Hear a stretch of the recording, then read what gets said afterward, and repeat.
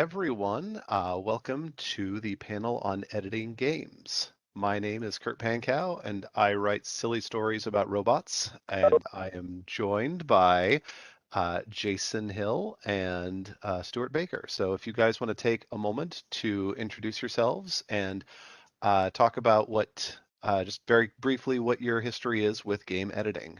Jason, you want to go first? Sure. My name is Jason Stephen Hill. I use the Stephen because my grandmother mangled the spelling, and it makes it very distinctive because there are very few people with my spelling as a middle name. So you could find me relatively easily. Um, about 12 years ago, I helped found a company called Choice of Games. And since then, I have edited a lot of games. Um, Before that, I did a lot of running LARPs, and particularly Vampire the Masquerade, from 1997 until 2004 or so. And so it was taking that experience and putting it into a commercial format, and there you go. That is sort of on one level the origin of Choice of Games, and so that's what my experience is. Okay. Stuart? Hello, everybody. I am Stuart C. Baker. Um, I also use my middle initial largely to disambiguate myself from Stuart Abercrombie Baker, who was George Bush Sr.'s Secretary of Homeland Defense. I write mostly short fiction, all sorts of genres. I also write some interactive fiction, and I was editor of Sub-Q magazine, which was a web-based magazine for short interactive fiction. Um, a lot of Twine games, also a little bit of Choice Script, um, up until August of last year, when unfortunately we stopped doing that magazine. I also used to play Vampire the Masquerade in high school in the 90s, but I never ran it. So as far as that connection goes. All right, thank you. And thanks to Flight of Foundry for putting this on. And we are going to be in the Toast A channel. So if you have thoughts or questions, please place them there. My first question, and this is for both of you, what excites you about a game? Who wants to jump on that one first? I can jump without looking. Um, I think the thing that really excites me about games is not so much like the classic winning or losing type of thing, but the fact that games, I think more so than even short fiction or novels, give you as player a chance to sort of inhabit somebody else. And I think especially with those choice-based games where you're making choices, acting as a player character, what really interests me about that is how invested the player gets in thinking as a different person, and the sort of empathy building kind of aspect of that. Robots are also cool. There are, surely many things that get me excited about games. And I want to say there's a couple of different ways that I want to answer this question. But one of them is finding the space within the author's text where they leave space for me to interpret. They leave space for me to create within their world. And when they do that really well, I find it can be very hopefully very moving. Sometimes clever. There are different ways that technique can be used, but being given that space to play within their world. Excellent. Yeah, I like that finding the space in the text. That's very cool. Just in case anybody watching isn't super familiar, can we get a quick rundown on what interactive fiction is and how that's different from other types of games or even other types of fiction. Jason, do you want to go first this time? For me, interactive fiction is a game or an object in which there is a interaction between the producer and the reader. That there is real. Well, no, that's a little funky. Because I wanted to make space in particular for the classic choose your own adventure books, and I'm having a hard time off the fly articulating a definition that encompasses them. But the point is that a text where there is some either real or illusion of choice, and where things do not progress, hopefully do not progress in a clearly linear manner, where there's room for digressions, or where you get to decide one place or the other to follow the narrative. And I think for me, that's one of the key choices, the key aspects of interactive fiction. Stuart, did you have thoughts on that? Yeah, so if people watching have never heard of interactive fiction before, these are like traditionally in like the 80s, 70s and 80s, these were sort of text-based games where you had a description of something on the screen and you had to type in commands like get the lamp, go north, that sort of thing. A lot of interactive fiction today tends to be sort of more like looking at a website that's telling you a story and you move around by clicking on links. Or in the case of choice script, for example, you see the choices on the screen, you click one and then you click to make that choice. Was there something more of this question? I feel like there was, other than what is interactive fiction? What when you really get down to it, what I want from such a definition is something that can include choose your own adventure books and parser-based fictions and choice-based fictions. And that's a and some people and it's hard, in particular because some people will people will argue about what a game is, on one level, and then the question is a choose your own adventure book a game? Now you can say that like a Tunnels and Trolls or a Lone Wolf is a game, but what about the actual choose your own adventures books where there's no dice, there's no randomness, it's just branching narrative? So that's a funky, where you want to find a nice definition that includes all of those possibilities. Yeah, we were talking about this a little in a panel yesterday, about what sort of makes a game choice-based, and can those like indie RPGs as well, like Takuma Okada, who does some really interesting short games with where you have like dice and cards, for instance, and those help you tell a story.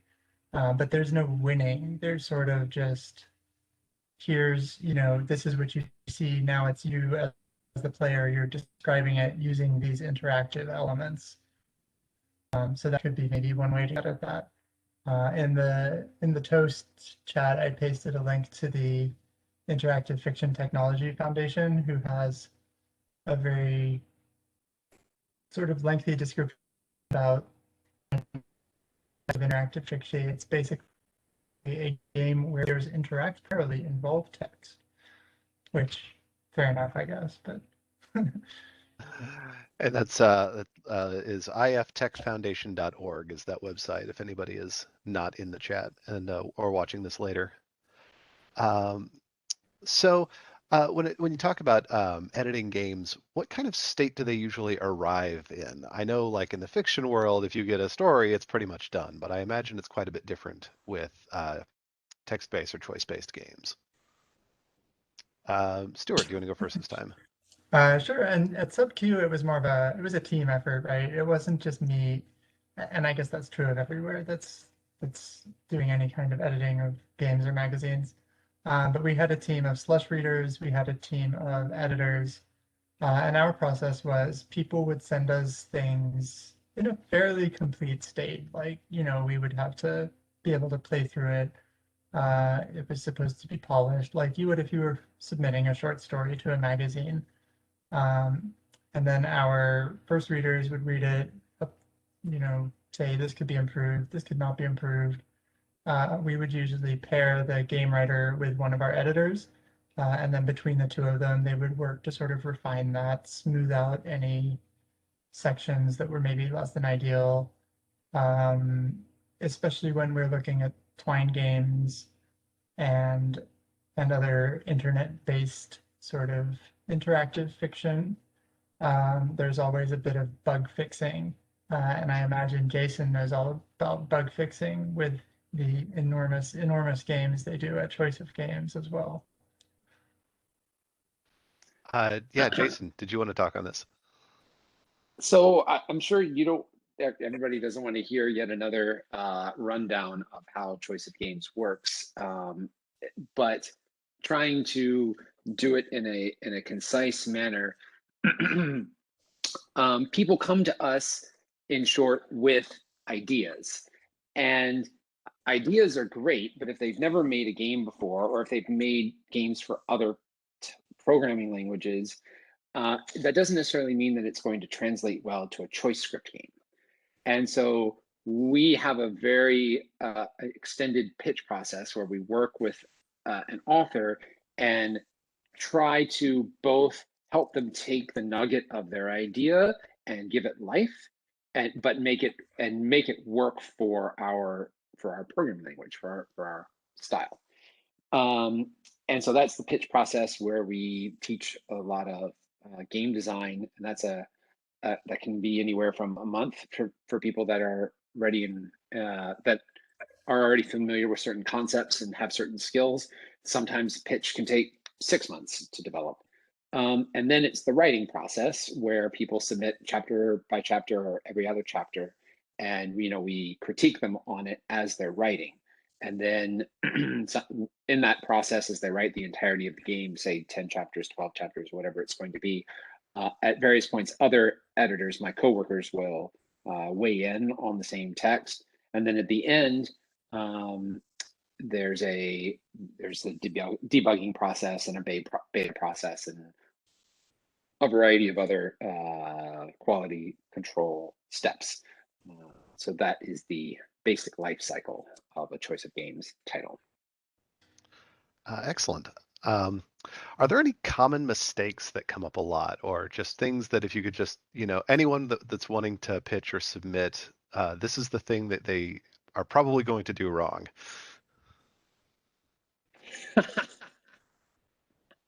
This is a Without hobby naming horse names, of obviously. mine. Yeah. I can name my own So, Choice of Games. well, let me. One particular, shall we say, thing that I have to work against on a frequent basis is that a lot of games in other formats, like when you talk about CRPGs and video games, open world video games in particular, a very common type of interaction in the story are what we call looping choices. And what I mean by a looping choice is where you're presented with like 6 choices, and you choose one and you see a block of text, and then you see the same set of choices, maybe with the first one that you chose either grayed out or hidden, and then you go through the other ones and you learn all the information that you're supposed to learn. To me, that is not a choice. That is, and so to present that as a choice is, it's against our house style, but it's not a choice. It's a way to make an information dump seem interactive, but it's not actually interactive. And so this is one of those things that is a pet peeve of mine, shall we say, that I have to with almost every author that I have to work on, because it's so common in all of these open world games. And so, we don't want info dumps. We want to show, don't tell. And then when you get to an actual choice, you want the choice to have consequences, for it to have some sort of meaning. And a looping conversation is not meaning, it's just an info dump. So I'll get off my happy horse for the moment. Stuart? Hey, I think that's actually a good point, though.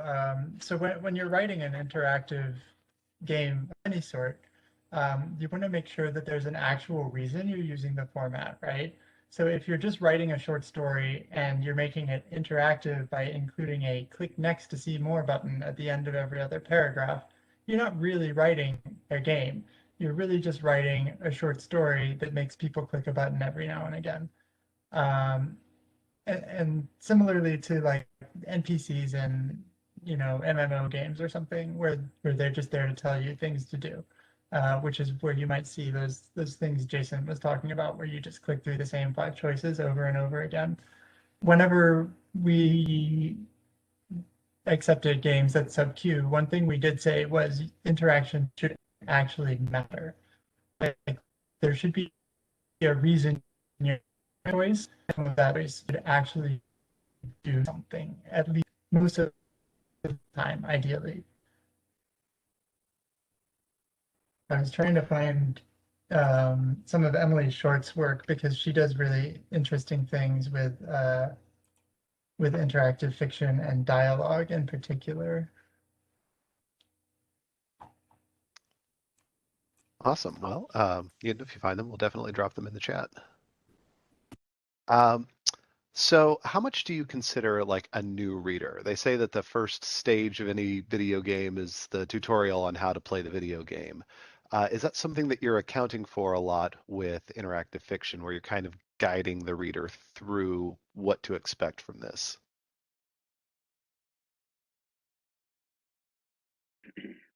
Stuart, do you want to start with that, or should I? Sure. I mean, ideally tutorials are integrated into gameplay so that they're both actually, teaching you to play the game and doing interesting things that also expand like the story world or the characters and stuff like that.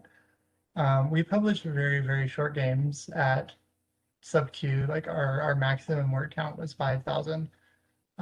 So there really wasn't much in the sense of you can't stick like a 30-minute tutorial on the front of that, because you've already gone way over your word count if that was what you were doing.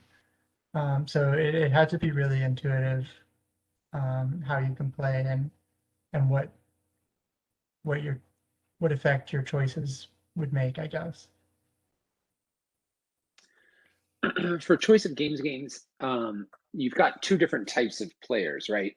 You've got players that have played some of our games before, and you've got players that have never played one of our games before. Now, there's not a lot of, it's not a parser game, there's no guessing answers, but the best choice of games titles communicate in the first chapter. They both introduce things like theme, mood, and what you might call the field of play, and build the character all in the first chapter. And so, could you call that a tutorial? Yes, but is it as an explicit tutorial as you might find in a open world game? Not really, but it's about showing immediately what are the types of choices, what are the dynamics of choice, the fields of choice that are going to be made available to you in the course of this game. And it's funny because one of our writers, who is self-described as our lowest performing writer ever, he wrote after he wrote his game, he went and he played every one of our games, and he signed an NDA with us, and he went and he looked at some of our finances, and that's how he could say, actually, I made the lowest paying earning game out of all. And he wrote a very long blog post on our forum about what he heard during the pitch process and what he didn't hear, like when we were trying to tell him things. He looked at like stats and what he called stat disease, which was which was a good description of it, and talked about like the learning process and how, you know, when you're writing your first chapter in choice script for choice of games, you often have no idea what you're doing. Even though you've gone through the pitch process, you still have no idea what you're doing. And then you get to the end of of your game writing it, and you've learned so much, and the back half of your game is so much better than your first half. And if you're not burnt out, what you really need to do is go back and rewrite that first chapter, because by that point you really do know what is the field of play of the game. You know, like, so on and so forth. What is at stake? Like, what have you discovered over the course of the game that you maybe didn't realize when you were first writing the first chapter? And that is one of the if you have the stomach for it, one of the best things that you can do is go back to your first chapter, revise it, look at, make sure that you are truly introducing the fields of play in that first chapter, so that people understand what they're getting into and are primed to enjoy it. Yeah. I'm going through the pitch process right now, so I'm taking notes on that.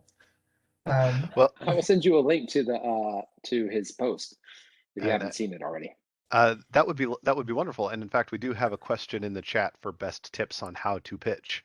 So yeah, if we can drop that link in there, and then Stuart has also shared a link for I believe that's Galatea, which is an Emily Short uh, interactive game. So And speaking of, since we're speaking of tutorials, one thing that's really interesting with interactive fiction that's more parser based is the hint systems. So if you've played IfComp, which is an annual competition of interactive fiction that has those parser-based and choice-based types of games in them, some of them have really elaborate hint systems for when players get stuck. Parser games in particular have a lot of puzzles in them. And so I imagine a lot of the process of writing a parser game is making sure the puzzles work as well as making sure the story works. So this link that I just put in the chat is for the Wizard Sniffer, where you're a pig, and the only actions you can take. This is by Buster Hudson. You only have a very limited set of verbs, which in parser terms is things like take or get or speak or whatever. But since you're a pig, you can just sniff things. And you have to sort of work through this puzzle with that. And what Buster did in this one in particular, it has a hint system where there are fleas that live behind your ears. And when you say oink, and when you type oink and hit enter, you will get 2 hints from those fleas. But the trick is that one of them is a true hint and one of them is a false hint.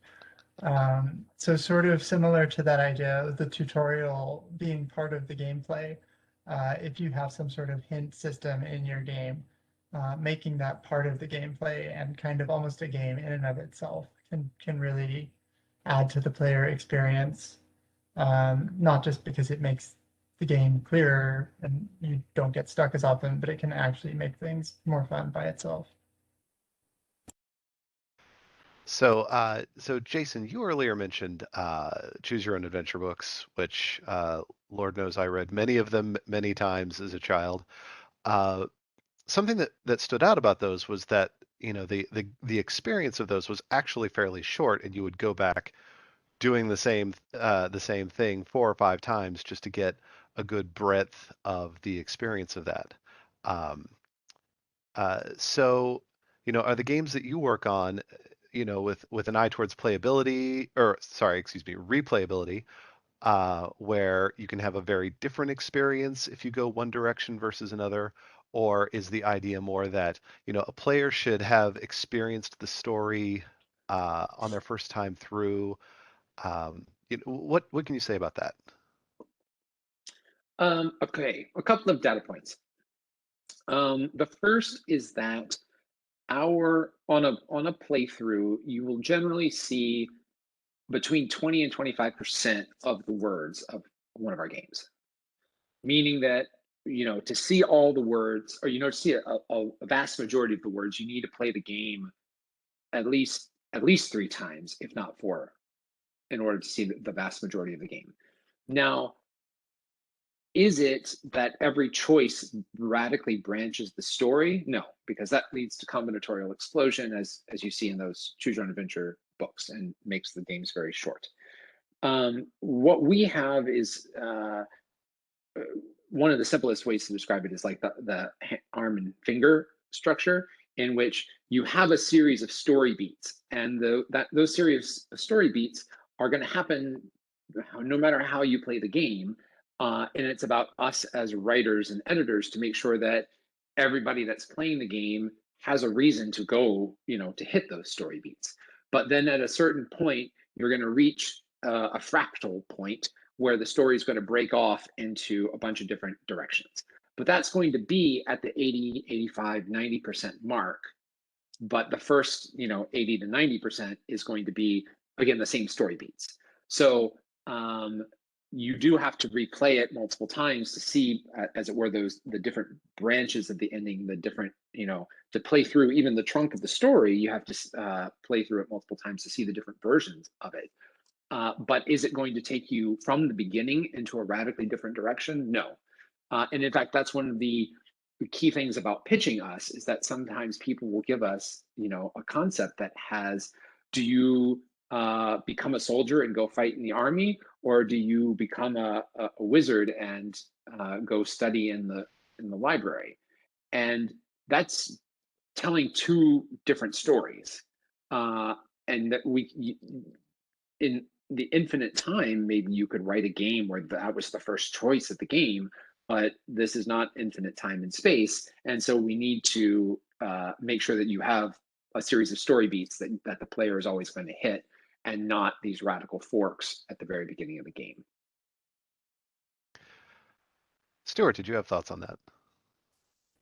Yeah, it's interesting with game books, and in addition to like replayability, when I think of those choose your own adventure books in particular, I always died like the first or second choice I made. So I always found them a little frustrating, which I think is another good reason for that arm and finger model, or delayed branching. Where the choices you make affect things way down there. So you're not likely to die on page 2. We had a really fun game at Sub Q by Caroline Joachim, which was actually a short story from Lightspeed magazine first, which sort of is like a subversion of those choose your own adventure books, called Welcome to the Medical Clinic at the Interplanetary Relay Station. And you basically die constantly in this, like all the time, right? Um, and it's quite short, so there's not so much a concern with replayability, I think, in as much as there is having some sort of experience. Like I think most of the games we had at SubQ were ones you could play once and enjoy them. You could probably play several times and enjoy them. Some of them do have more, I don't know if branching is the right word, but you definitely that thing Jason was talking about, where you only see a little bit of the text each time, depending on the choices that you make. And the one thing I really like about Caroline's story, in addition to the fact that Caroline is just great in general, it has options you can only get to by cheating. So with the game books, like the choose your own adventure games, it's a book. There's nothing to stop you from just flipping to a random page and reading it. Um, and Which so we all there's did. right, of course. And so there's several parts in this where it's like you only got here because you didn't follow the directions, um, which is fun. So Stuart, earlier you talked about like debugging being a part of the process. How much of editing is story versus game engine, and how much do those kind of feed each other? Right. And the interesting thing, especially at Sub Q, where you can choose, where you can't anymore because we don't accept work anymore, but you could make quite a number of. One of the choices you had as an author submitting to SubQ was the engine you're using. So we did not have one specific tool you had to use. You could submit as things you wrote in Twine, in Ink, in ChoiceScript, in Inform or TADS, which are two parser-based authoring systems. And a point Emily Short makes on her blog, I think in her like introduction to interactive fiction, is that the tool you choose is actually really going to affect how you write your game, because each one sort of suggests a type of structure, or a type of interaction that is going to be your primary focus. So I think that's always a part of the writing and editing process for sure. When it comes to editing and bug fixing versus story fixing, I guess, I tend to see them as pretty distinct. Like you have a bug fixing phase where the story is obviously not working, like something is supposed to happen and it doesn't happen. And that's pretty obvious usually, versus just sort of refining or almost proofreading, kind of copy editing type stuff. To me, they are kind of different phases. Interesting. One of the phases that we have at Choice of Games is something that we call continuity testing. And what it is that we have a tool called random test. And what random test does is it plays through the story, and at every choice, it randomly chooses one of the options. And then at the end, it prints that out. Now, all those options do not make for a coherent character, but it makes for a novel-like thing that you can read. And so what we do is we have paid readers, and what we give them like 2 or 3 of these, what we call seeds, because randomly generated things are seeds. And we give them like 2 to 4 at a time and say, here, read this randomly generated playthrough like a novel and see if it makes sense. And where it doesn't make sense, comment on it. And that produces, there are obviously instances where characters die and come back from the dead, or something, a character's gender is swapped, or just really big bugs. But then there are also much more subtle bugs where you never quite met a certain character, or a certain character was never actually introduced, or who knows, but by having it be randomly generated, as opposed to a player where they're clicking through and maybe they're not always paying as close attention, and as soon as you click, what you saw before disappears and you're on to the next thing. But by having this as a novel-like text, they can go and check and see, oh, did I actually read this thing before? Oh, maybe it was in the last seed, or was it in this seed?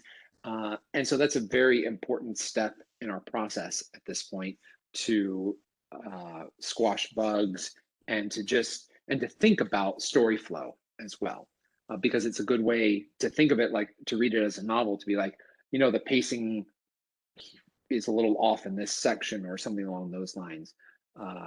That step in the process can illuminate a lot of cracks. And your games are really long usually, is that right? Do you have an average at the top of your playthrough? I mean, per our average game I think is now venturing over 200,000 words. So, and the average playthrough therefore is 50 to between 40 and 60,000 words. novella to short novel length, right? So there's a lot of room for very small, almost not even bugs that can add up to really weird things happening, right, over the course Yes. of such a long space. Yeah. Jason, you've talked about getting a pitch rather than getting a relatively finished product. As an editor, do you end up having a tremendous amount of input into the story? Very much so. I mean, as I said, it's about taking the nugget of their idea and adapting it to our format. And so that, and yes, so there is a lot of interaction. There's a lot of co-creation, co-development. Yes. Excellent. Let's see. Um, so Stuart, you also do a lot of fiction. Um, did you come to interactive fiction more as interested as a writer, or were you always more interested in the editorial side? Can you talk a little bit more about that? Sure. Yeah, I sort of fell into it. So, so Tori Hoke, who's the publisher of SubQ when it ran, just contacted me through Codex Writers Group, which is a online writing group, to ask if I would be interested in submitting things. And I think I had played some interactive fiction before that, like Zork, which is one of the traditional classic, whatever you want to call it, games, which strangely enough I know about because of Kingdom of Loathing, which is a web browser-based stick figure multiplayer online game, and they have like a parody of it. So I think that was probably my introduction to interactive fiction, just as text-based. Um, I, as a child of the '80s, I played things like Monkey Island, which is essentially interactive fiction with a lot of pictures, where you click, you see like each section of the map and you walk your character through it, and you talk to people and you solve puzzles, and you do insult sword fighting, that sort of stuff. But in terms of editing, yeah, Tori approached me. I ended up not submitting anything, but working as a first reader for a long time. And then I stepped in as the editor of the magazine when the previous editor had to step down. Excellent. How So long we've did, sorry, how long Go ahead. did SubQ run for? Almost exactly 5 years. It started in 2015, and we wrapped up in August of 2020. And how many pieces per issue were there about? That assumes we had a much better handle on our issues, or even had issues.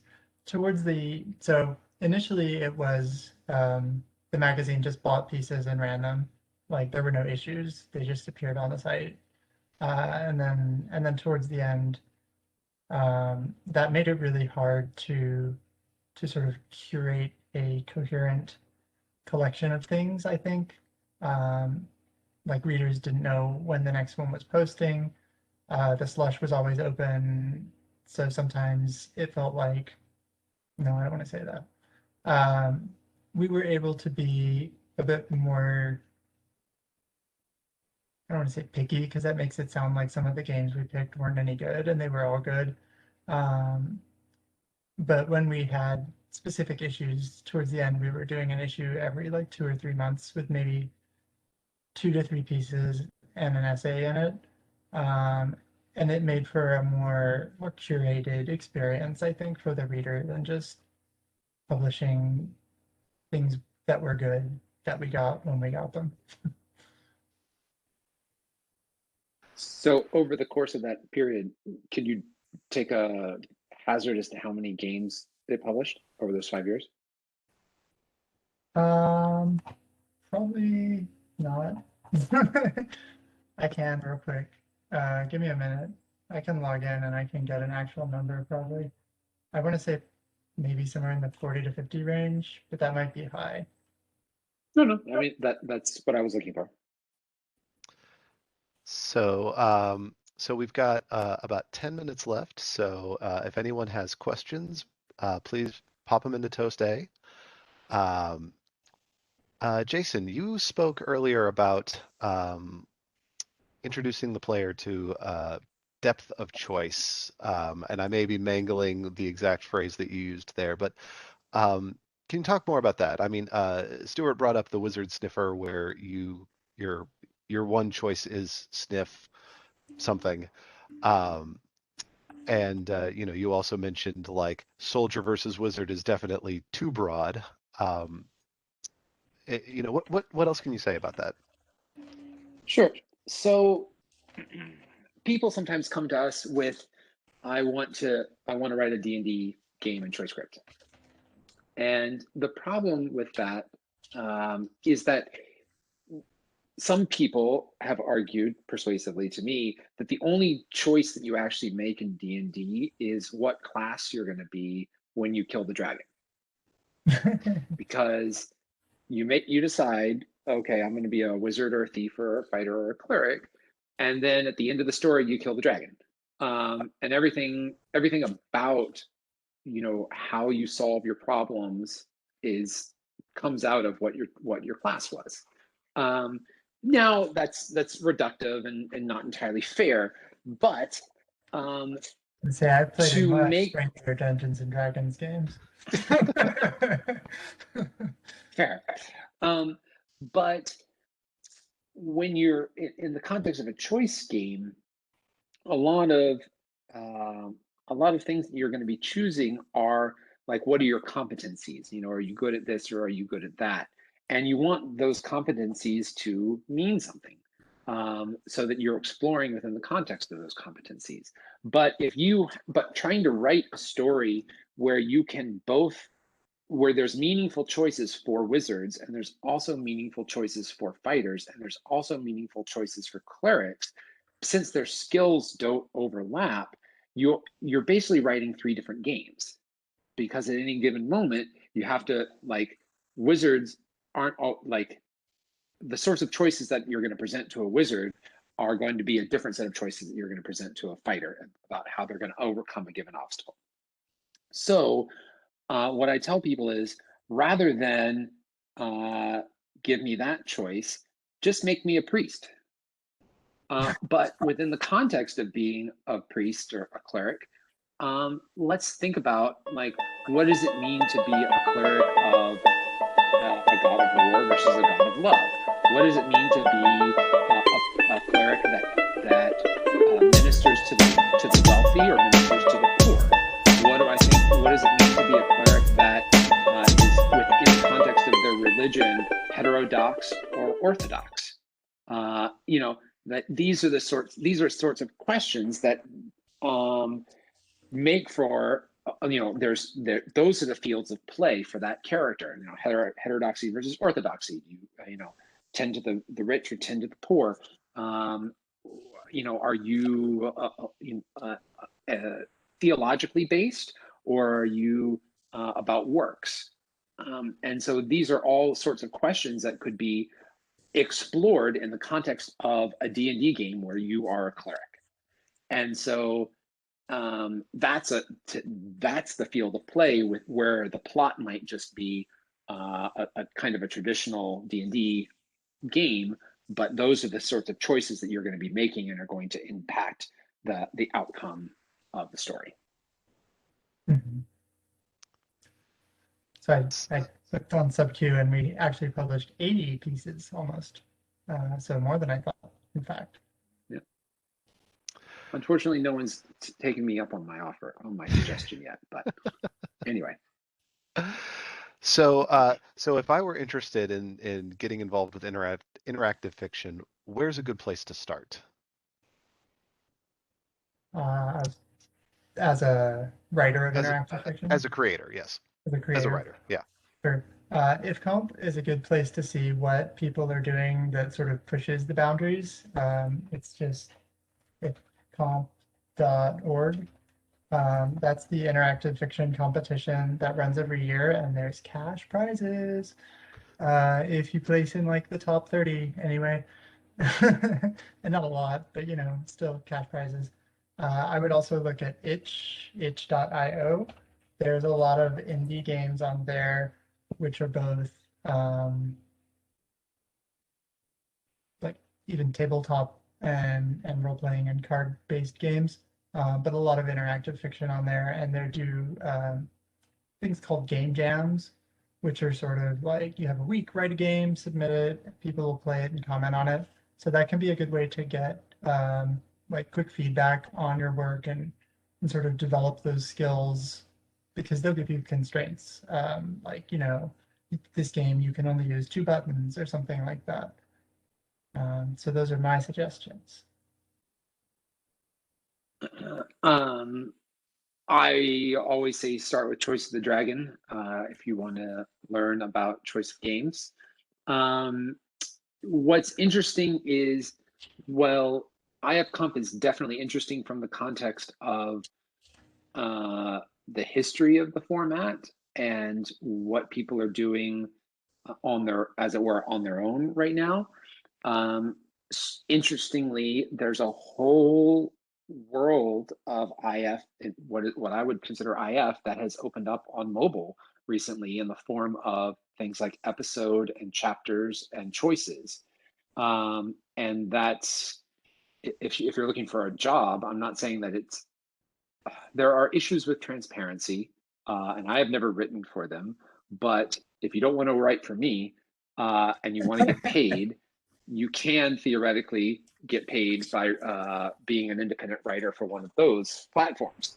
And they've got a lot of tools and they've got a huge user base, and it is possible to, from what I understand, to make money writing for them. So And don't that's hold me that's to the fire if I turn out to be wrong, but it's my understanding that that is in fact the case.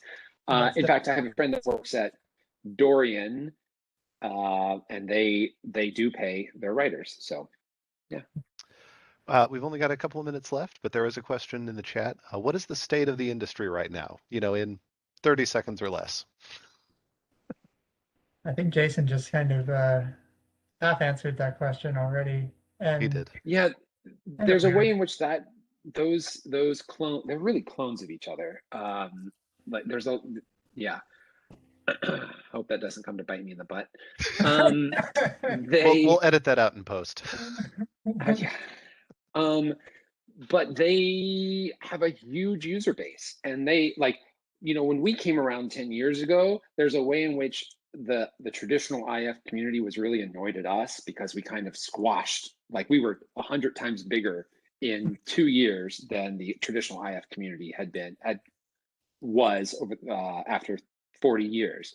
And now all of a sudden Choices and Episode have come along, and they are 1,000 times bigger than we are, and they've been around for 4 years at this point, 5 years. So they, like, for actual successful commercial interactive fiction, that's where it's at. And theirs is more visual, it looks like. Or do they Yes. just have covers on it? So it's more like a visual novel kind of. It is much more, well, I would consider visual novels to be interactive fiction, and it is very much one of, like, it's frustrating to me because they are upfront about this. And I'm sorry, this was more than 30 seconds, but what they say is that choices don't matter in their games because they have done lots of economic analysis of it, and it's not worth the effort to put real choices into the game. Nice. They're upfront about it, so I can't knock them for it. But so they have what we call fake choices. So it looks like a choice, but it immediately returns this to the story, and it's just an illusion. Just ways to sort of involve the player in some way and move the story forward without changing it necessarily, right? Yeah. Well, we have reached the end of our session here, so I do want to thank both of you for joining me. Where can people find you online? Stuart. My website is infomancy.net. INFOMANCY.net.